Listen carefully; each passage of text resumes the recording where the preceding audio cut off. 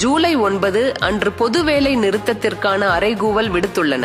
ஒன்றிய பாஜக அரசு கார்ப்பரேட் ஆதரவு கொள்கைகளை கடைபிடித்து தொழிலாளர் விரோத நடவடிக்கைகளை தொடர்ச்சியாக கையாண்டு வருகிறது.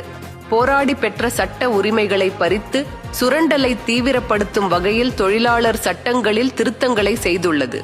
அனைத்து மாநில அரசுகளையும் மேற்படி சட்டங்களுக்கான விதிகளை உருவாக்கி அமலாக்கிட கட்டாயப்படுத்துகிறது.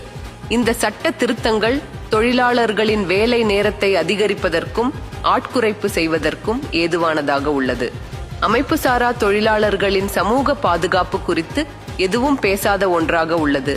மக்களுக்கு சேவை செய்யவும் அரசு உள்கட்டமைப்புகளை மேம்படுத்தும் வகையிலும் உருவாக்கப்பட்ட பொதுத்துறை நிறுவனங்களையும் பங்குகளையும் கார்ப்பரேட் ஆதரவு பாஜக அரசு தனியாருக்கு தாராளமாக விற்பனை செய்து வருகிறது.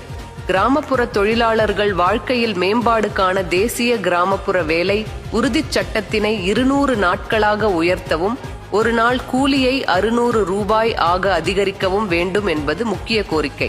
ஆனால் மோடி அரசு இந்த சட்ட அமலாக்கத்திற்கான நிதியை குறைத்த காரணத்தால் கோடிக்கணக்கான மக்கள் இத்திட்டத்திலிருந்து வெளியேற்றப்படுகின்றனர். எனவே அனைத்து ஜனநாயக அமைப்புகளும் கார்ப்பரேட் ஆதரவு சட்ட தொகுப்பை முறியடிக்க போராட வேண்டியது அவசியம். இந்த கோரிக்கை மீதும் தொழிற்சங்கங்கள் வெளிப்படுத்தும் உணர்வு மிக நியாயமானது. இந்திய கம்யூனிஸ்ட் கட்சி மார்க்சிஸ்ட் ஜூலை 9 அன்று நடைபெற உள்ள வேலை நிறுத்தத்தை ஆதரிக்கிறது.